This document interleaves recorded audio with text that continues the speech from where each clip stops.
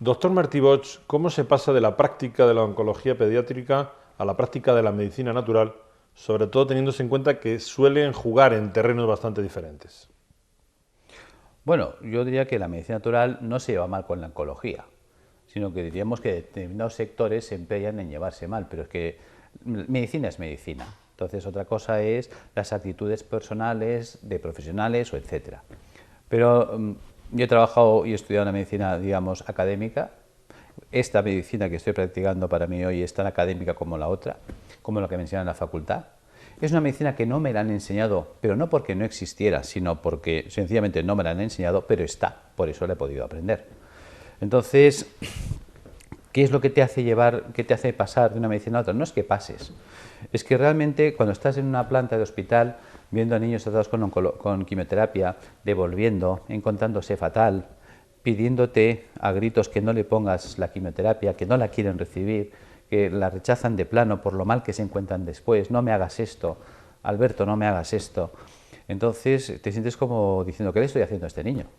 Cuando la intención es que el niño vaya mejor. Queremos ayudarle a curar, a superar una leucemia, a superar un linfoma, a superar un sarcoma. Y te das cuenta que realmente el sufrimiento al que le sometes es enorme. Entonces te planteas de qué forma podemos ayudar a este niño a que sufra menos y que tenga el máximo beneficio posible del tratamiento que estamos haciendo. Y eso es lo que me llevó a indagar, a averiguar en estos campos. Es decir, de qué manera podría ayudar yo al paciente oncológico para que en el tratamiento propuesto, digamos, por el mundo científico, que es lo que te presentan a ti en la facultad, que es lo que te enseñan a ti cuando tienes 20 años, funcione sin interferir con él. Y realmente encontré una gran respuesta en el mundo de la medicina natural o medicina biológica. ¿Se compensaba el sufrimiento de esos niños con los resultados obtenidos? Bueno, realmente los resultados que teníamos eran altamente desalentadores. Fíjate, estoy hablando de 30 años atrás, cuando yo acabé mi carrera. Y realmente el índice de mortalidad elevadísimo y el sufrimiento del paciente sometido a los tratamientos de quimioterapia también eran muy elevados. Entonces realmente llegabas a entrar en crisis personal. Todo el equipo, digamos, veías que gente que estaba contigo, enfermeras, auxiliares, médicos, incluso muchas veces se deprimían o tiraban la toalla, aquí no hay nada que hacer y se iban y abandonaban. Otros no, otros nos quedábamos, es decir, pues si no hay nada que hacer, pues hay mucho que hacer. Es decir, cuando no hay nada que hacer, es cuando más hay que hacer, porque hay que empezar a buscar. Es decir, si con lo que tengo no tengo buenos resultados, tiene que haber algo. Y esa inquietud es la que te lleva a avanzar y a buscar nuevos caminos, nuevas formas. A lo largo del Congreso ha presentado usted casos realmente significativos de recuperación con el protocolo que está usted desarrollando, pero sobre todo uno de ellos, el de la joven de 31 años embarazada. ¿Podría resumírnoslo? Realmente yo siempre digo que no soy yo quien lo consigue. O sea, lo que hago es dar un manual de instrucciones al paciente que le puedan llevar a buen puerto. Y entonces realmente es el trabajo del paciente que si sigue esas indicaciones puede conseguir los resultados. Es decir, en el tiempo lo que en un principio era un proyecto de trabajo dedicado a ayudar a que el paciente tolerase mejor la quimio y a conseguir mejor efectividad de la quimio, potenciar los efectos de la quimio, ha ido llevándome a entender que también se puede generar una vía de provocar la apoptosis celular, que la célula se muera por sí mismo. Y realmente vemos que estos casos se van produciendo cada vez con más frecuencia. Este caso del que me hablas es un caso muy reciente, muy espectacular, pero como estos casos he tenido otros. No podemos hablar de curación, pues porque todavía estamos en las fases, podemos hablar de curación cuando un paciente lleva 10 años que no ha recaído. Pero sí que estás viendo pacientes que remiten de un modo, como llaman mis colegas, espontáneamente. Digo, sí, pero trabajando un montón. O sea, una remisión espontánea, pero con mucho trabajo, ¿no? Entonces dicen que a Dios rogando y con el mazo dando. Y esta gente pues son pacientes muy disciplinados, también mentalizados a salir adelante, muy motivados, que trabajan mucho y bien. Este caso que hablamos pues es una paciente de 31 años que acude a la consulta después de haber dado a luz. A ella le detectan un tumor cerebral en la semana 38 de embarazo. Hay 34 de embarazo, miento, y en la semana 38 pues, digamos, se practica la cesárea, se da a luz, se le extirpa después el tumor cerebral detectado en la zona parietal derecha, y al hacer un screening o una revisión general, un all body del cuerpo de la persona, le detectan metástasis pulmonares, metástasis hepáticas, afectado toda la cadena ganglionar, tanto torácica como abdominal, metástasis óseas, metástasis musculares. Y el caso es que, en cierto modo, pues el equipo, yo creo que con buen criterio, deciden no aplicar ni quimio ni radio, pues que consideran que el sufrimiento que le van a ocasionar por el beneficio que pues, se puede obtener, pues no se justifica. En esas condiciones llega la consulta. Es decir, en cierto modo le habían dado una esperanza de vida pues, de unos 2 meses a esta paciente. La idea era, sobre todo, darle calidad de vida el tiempo que fuera posible, mejorar su calidad de vida. Pero no por ello renuncias a intentarlo. Entonces, pues no solamente pones los tratamientos paliativos que conoces para mejorar su calidad de vida, sino que pones en marcha dispositivos que pueden ayudar a remitir las lesiones tumorales, apoyándome en los protocolos de los doctores Banerjee, más los protocolos que yo he desarrollado en el tema, digamos, de la medicina biológica, de la alcalinización del paciente. Pues al aunar los dos sistemas, sorpresa, nos vemos que a los 2 meses de tratamiento, 2 meses y medio exactamente, los residuos que podían haber tumorales cerebrales desaparecen, o sea, lejos de reactivarse, que muchas veces el tipo de lesión se reactiva, desaparece. Las lesiones metastásicas pulmonares y hepáticas también desaparecen, los ganglios también remiten y las lesiones musculares y óseas entran en una remisión del 50%. Con lo cual, la calidad de vida de la paciente ha mejorado mucho y la esperanza de vida también. Y esto es simplemente lo que llamaríamos con tratamiento de medicina biológica. Por lo tanto, yo creo que es un caso muy sorprendente, pues además es de esos casos que pocos puedes dar, porque la mayoría son casos en los que sí consigues buenos resultados, pero claro, está haciendo radioterapia, quimioterapia, medicina biológica. Cuando entran en remisión completa, pues si ha sido la quimio, si ha sido la radio, si ha sido la medicina natural, si ha sido el conjunto de todos, que a mí me gusta decir que es el conjunto de todos. Pero en este caso es que no ha habido nada, simplemente el tratamiento de medicina biológica y por lo tanto ya es un, ¿cómo diríamos? Realmente ya es un documento real de que por aquí se puede ir. Usted nos ha dicho antes que no era el único. Está usted obteniendo, podría definir en qué consiste esos resultados que está obteniendo con este protocolo. Sí, claro, porque cada vez más, sobre todo pacientes que han hecho ya el recorrido y vienen un poco lo que diríamos de perdidos al río, ¿no? O sea, en el hospital ya me han dicho que no hay más quimio, que no hay más nada. Y pacientes que los tienes por perdidos, pues los remontas. O sea, ya viene una fase, como dice, de desahucio, pero desociados por la propia, digamos, línea hospitalaria. Es decir, que no es que tú estés incidiendo ahí, sino es el paciente que viene. Viene un poco de perdidos al río, viene dudando, porque si la medicina hospitalaria no ha podido hacer nada, ¿qué va a poder hacer usted? Y yo siempre digo que yo no puedo hacer nada, que realmente el que va a hacer es su propio organismo. Es decir, nosotros nos han enseñado una medicina basada en la eliminación de la célula tumoral, pero no en la restauración de las rutas metabólicas, que son las que se han dañado y que son las que nos han llevado al desarrollo del tumor. Entonces, de lo que se trata es de entender que se pueden cambiar los terrenos y se puede revertir, digamos, la evolución de la célula tumoral, es decir, provocar lo que llamaríamos técnicamente la apoptosis. Es decir, a nosotros se nos dice que cuando hay un tumor, lo primero que hay que hacer es cortarle la cabeza al tumor, si se puede, que sería la cirugía.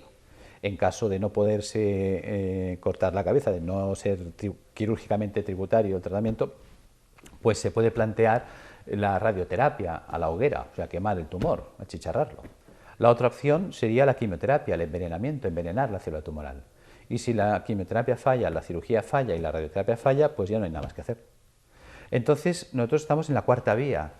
O sea, nos planteamos en la idea de que si analizamos el contexto, decapitación, hoguera, envenenamiento, estamos en el siglo XII.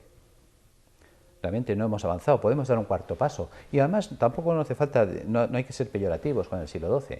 ¿Qué se hacía en el siglo XII cuando tenías un enemigo difícil de batir? Pues el sistema era acorralar al enemigo, quitarle el agua y quitarle la comida. Y sin agua, sin comida, esperar, el asedio. Entonces, fíjate que esto ha funcionado toda la vida, el asedio. Ya Numancia fue la explicación del siglo I, creo que es, del asedio, ¿no? Por lo tanto, se me ocurre la idea, entonces, de plantear este sistema. Es decir, ¿cómo vive la célula tumoral? ¿Cómo vive la célula sana? Resulta que la célula sana vive en un medio alcalino. La célula sana vive en un medio lleno de oxígeno. La célula sana utiliza poco sodio para vivir y la célula sana utiliza proteínas levógiras giradas a la izquierda, que son estables en un medio alcalino. Resulta que el paciente que desarrolla un proceso oncológico vemos que entra en acidosis metabólica, es decir, el terreno se acidifica enormemente, los terrenos por culpa de esa acidificación entran en hipoxia, lo cual lleva a la célula sana a tomar una decisión, o muta o muere. Una célula que se quede hipóxica, si muere, va a desarrollar enfermedades tipo, por ejemplo, si se me mueren las células del cerebro haré un Alzheimer, o si se me mueren las células de la base del cerebro un Parkinson. ¿Ves? Si por ataque ácido se me destruyen la mielina de los nervios, pues haré una esclerosis múltiple. ¿Ves? Si por ataque ácido se me mueren las células de la mama, pues haré un fibroma. ¿Ves? Un tejido de células muertas es un tejido fibroso. Pues entonces haré un fibroma mamario o haré un fibroma uterino, un fibroma de próstata. A nadie le preocupa un fibroma. ¿Por qué? Porque son células muertas. Pero claro, si se me mueren las células del pulmón, haré una fibrosis pulmonar y eso es letal. O si se me mueren las células del hígado, haré una fibrosis hepática o cirrosis, también es letal. Si se me mueren las células del riñón, lo mismo. ¿Ves? Una opción de esa célula antes de morir sería intentar sobrevivir y un mecanismo de supervivencia sería la mutación celular. ¿En qué consistiría la mutación? Sabemos que a través del ciclo de Krebs la célula consigue energía por oxidación para generar ATP, que es la molécula base de la energía celular. Pero si una célula se queda sin oxígeno o no le llega oxígeno suficiente, tiene la capacidad de activar la ruta del pirúvico para que mediante la glicólisis y el pirúvico obtener ATP, ácido láctico y alcohol. ¿Ves? Por lo tanto, la célula tiene esa capacidad de reabrir una ruta anaeróbica para vivir. Y es lo que hace la célula tumoral. Ella se vuelve anaeróbica y empieza a subsistir en el medio ácido. ¿Qué ocurre? Que su entorno es tan ácido que entonces ella tiene que ser muy alcalina en su citoplasma para poder aguantar el entorno ácido. Es cuando empieza a cargar sodio de un modo desmesurado para ser muy alcalina en su interior. Entonces tenemos que la célula tumoral consume mucho sodio. Y luego entonces ella empieza a utilizar una proteína que llamaríamos anómala, que es la proteína dextrógira, que esa es estable en un medio ácido. Porque le hemos dicho que la levógira en un medio ácido degrada. ¿Ves? Por lo tanto, ya hemos encontrado la ruta de vida de la célula tumoral. ¿Cuál es? La célula tumoral para vivir, la célula oncológica para vivir necesita un medio ácido, un medio sin oxígeno porque es anaeróbica, un medio cargado de sodio y proteínas dextrógiras. ¿Qué se me ocurre? Alcalinizar al paciente, erradicar los ácidos que se han acumulado en su organismo. Segundo, darle dietas hiposódicas. La dieta hiposódica, fíjate que se la proponemos al paciente que es hipertenso, o al paciente que está mal del riñón, o al paciente que está mal del corazón. ¿Por qué no proponer una dieta sin sodio al paciente oncológico? No se hace. Entonces, aportar la idea de dar dieta hiposódica. Aportar al sistema enzimas proteolíticos de acción selectiva, una enzima que destruya las proteínas dextrógiras, no así las levógiras. Si yo le destruyo las proteínas dextrógiras, acabo de dejar a la célula tumoral sin comida. Si hago una dieta hiposódica, la célula tumoral, para ser estable en su citoplasma, necesita mucho sodio. Sin sodio no puede mantener la estabilidad de membrana.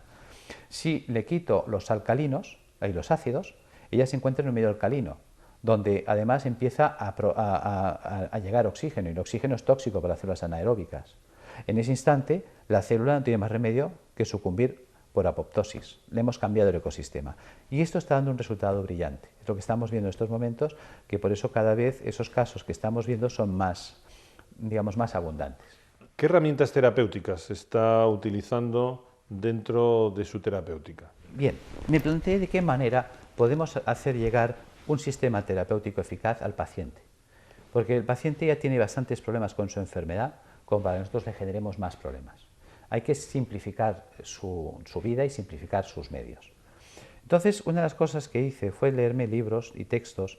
Entonces estaba la doctora Bacaicoa, que es catedrática de hidrología médica, digamos, aquí en la Universidad Complutense de Madrid, tiene un libro extraordinario, los trabajos de Snyder sobre lo que es el mundo del termalismo, y empecé a comprender que los baños termales eran una solución. ¿Ves? ¿Por qué funciona un balneario? Un balneario funciona porque las aguas son minerales y las aguas son termales. ¿Qué quiere decir esto? Termal, que es caliente, mineral, que tiene cloruro sódico, cloruro magnesio, cloruro potásico, pero una concentración salina mayor de 20 gramos de sal por litro de agua. Claro, eso me hizo entender por qué funciona. Cuando yo me sumerjo en una bañera con agua caliente y salada, ¿Qué está pasando? El agua caliente me está dilatando los poros. El agua de mi cuerpo, que el 70% de mi cuerpo es agua salina, tiene 9,4 gramos de sal por litro de agua. Si el agua del balneario tiene 20 gramos y mi cuerpo tiene 9, hay más sal fuera que dentro. Esto va a generar un fenómeno de ósmosis, por el cual los líquidos van de dentro a fuera, de donde hay menos sal a donde hay más. Eso me hizo entender el por qué desde los tiempos se habla de sales de baño. Yo siempre me preguntaba, ¿para qué puñetas echarle sal al baño?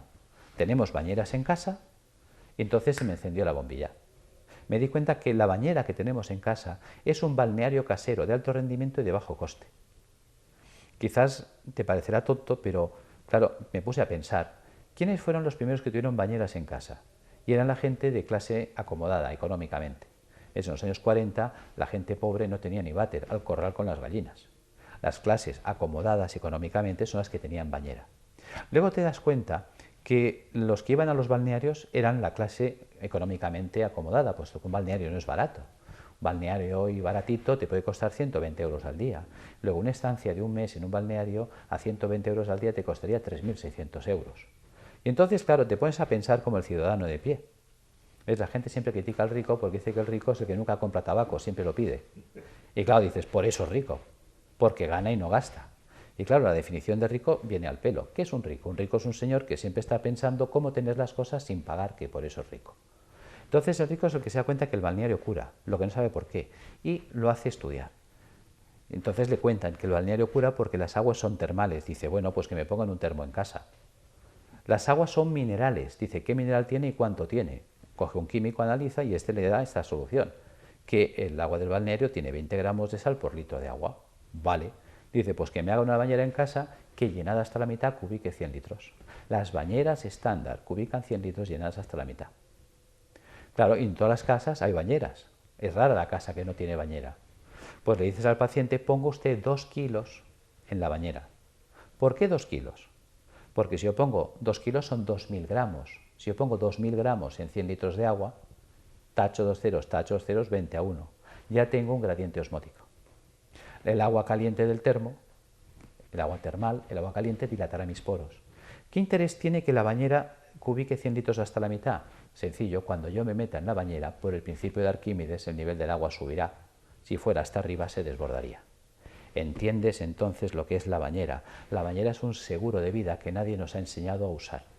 Cuando yo abro los poros, por la piel transpiro, elimino carbónico, CO2, por la piel saco grasas, colesterol, ácidos grasos, por la piel saco amoníaco, urea, ácido úrico. Entonces es un mecanismo de alcalinización rápida. Decirle al paciente que se meta en la bañera con el agua caliente agradable, que no queme, y 2 kilos de sal. 1 kilo de sal vale 15 céntimos, ¿y 2 kilos? 30 céntimos. 30 céntimos por 30 días, 9 euros. Si le ponemos quizás, pues qué sé yo, el gasto de la luz o del gas para calentar el agua y el agua, pues ¿qué nos iremos? ¿A 20 euros al mes? Frente a los 3.600 que nos costaría, pues claro, esto y aparte es alcanzable. La gente en su casa se puede meter en la bañera. Segundo, observamos que siempre nos habían aconsejado los viernes no comer carne, pero nunca nos habían dicho por qué hay que comer carne, por qué hay que hacer un día de ayuno. Te lees entonces a Galeno y lo entiendes. Resulta que Galeno es un hombre que entiende que hay que depurar el cuerpo y proponía las dietas de ayuno, proponía las dietas vegetarianas, es decir, la cura del limón, la cura de la cebolla, la cura de la uva. Todo eso ya viene de la época de los romanos. Es decir, cuando estabas enfermo a comer uva. Pero fíjate que en cierto modo es esto. Te das cuenta que ensalada, bistec y fruta. Si quitamos el bistec, ¿qué nos queda? Ensalada y fruta. ¿Ves? El 95% de la fruta y la verdura que es agua. Aquel que está a fruta y verdura limpia los filtros. La historia enseña, los reyes inventaron la bula para no comer carne. Entonces ellos comían carne, luego ellos no limpiaban los viernes, ellos no limpiaban nunca los filtros. Pulmón, hígado y riñón son filtros que están filtrando la sangre 24 horas al día, durante toda nuestra vida. Un filtro que está haciendo su trabajo se obstruye, se tapa, se ensucia. A todo el mundo nos dice que cuando el filtro del coche está sucio hay que cambiarlo, pero a nadie nos dicen que cuando el filtro del cuerpo, un pulmón, un hígado, el riñón está sucio, que no hay que hacer nada. Estos son los responsables de la retención de ácidos en el cuerpo. Ahí es cuando utilizo la unión de la dieta y las plantas. Me doy cuenta que la dieta vegetariana nos va a ayudar a limpiar los filtros, nos va a ayudar a limpiar pulmón, hígado y riñón. Si yo junto a este sistema las plantas, ¿ves? Hay plantas que limpian el pulmón, tomillo, gordolobo, llantén. Hay plantas que me limpian el hígado, pues la alcachofera, el diente de león, el boldo, el desmodium. Hay plantas que me limpiarán el riñón, el té verde, la cola de caballo, la arenaria. Bien, pues yo puedo coger, por ejemplo, un tomillo, una alcachofera y un té verde. Ya tengo una planta de cada filtro. Cuando esta persona está comiendo vegetariano y además toma esas plantas, estamos potenciando la limpieza de los filtros. Entonces ya tenemos que nos ayuda a eliminar ácidos por vía hepatorrenal y pulmonar, y nos estamos ayudando a eliminar ácidos por vía percutánea a través de los baños de ósmosis. Ahí tenemos la alcalinización.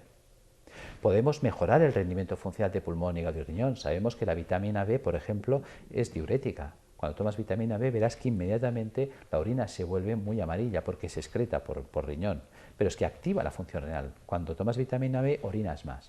La vitamina B es hepatoprotectora, mejora la coléresis, la eliminación del colesterol. La vitamina B también tiene más funciones, es antineurítica, es antianémica, mejora la conducción a nivel de placa motora